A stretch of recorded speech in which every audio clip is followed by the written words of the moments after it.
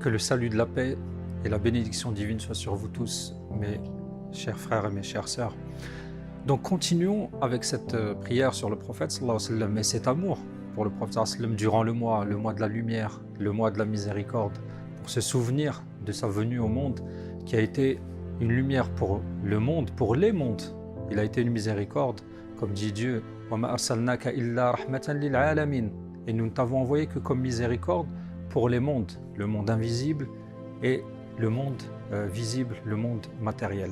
Et le prophète sallallahu alayhi wa sallam nous dit dans une de ses paroles, pour continuer sur la prière sur le prophète sallallahu alayhi wa sallam, que ceux qui mériteront le plus mon intercession, et dans une autre version, ceux qui seront le plus proches de moi dans la vie dernière, ce sont ceux qui auront le plus prié sur moi dans ce monde.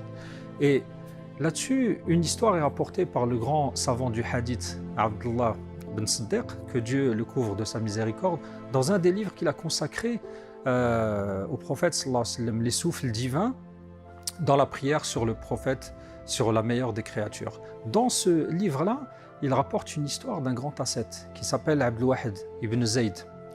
Et ce grand ascète, il est le voisin d'un jeune homme qui est au service d'un gouvernant, d'un des rois de l'époque, mais ce jeune homme est vraiment désobéissant envers Dieu. Il a un comportement qui est très négligent. Il est négligé, il s'oublie soi-même. Et ce soir-là, ce Abdul Wahid ibn Zayd va dormir et dans son sommeil, il va voir en songe. Il va voir le prophète sallallahu alayhi wa sallam. Et le prophète sallallahu alayhi wa sallam marche avec ce jeune homme main dans la main. Et l'ascète s'étonne et lui dit, Ya Rasulallah, dans le songe, ô messager de Dieu, mais comment tu peux donner la main à une personne comme ça, vu son comportement? Il lui dit, je sais, je connais son comportement, mais je l'emmène pour pouvoir intercéder pour lui devant Dieu. Et l'ascète s'étonne. Il lui dit, mais comment intercéder? Qu'est-ce qu'il a fait pour que tu puisses intercéder, lui tenir la main et intercéder en sa faveur? Il dit, certes, c'est quelqu'un de négligent, c'est quelqu'un qui commet des péchés, c'est quelqu'un qui est peut-être loin de Dieu. Mais avant de dormir, chaque nuit, avant de se coucher, il prie 1000 fois sur moi. Et c'est la cause pour laquelle je l'emmène pour intercéder en sa faveur.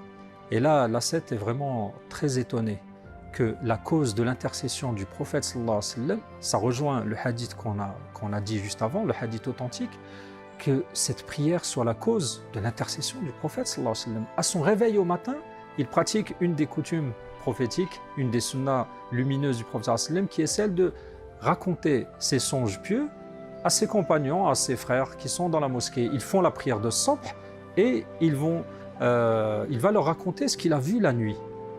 Et en leur racontant cela, à la fin de son récit, le jeune homme rentre dans la mosquée en pleurant. Et il vient chez lui, directement, chez Abdul Wahid ibn Zayd, et il lui serre la main. Il lui dit, donne-moi ta main, je viens devant toi pour que tu sois témoin de mon retour à Dieu, que tu sois témoin de mon repentir.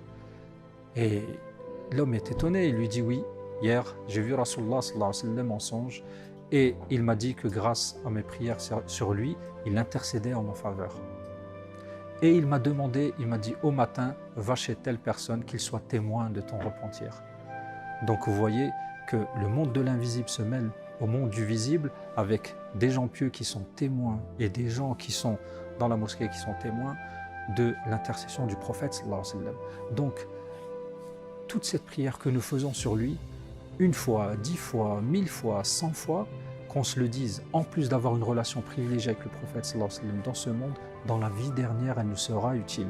Dans la vie dernière, elle nous accompagnera. Donc, qui d'entre nous recherche la proximité du prophète sallallahu alayhi wa sallam pour être main dans la vie dernière et qui nous emmène ensemble vers Dieu pour pouvoir intercéder pour nous. Demandez à Dieu subhanahu wa ta'ala de purifier nos cœurs et de les illuminer par la prière sur le prophète sallallahu alayhi wa sallam.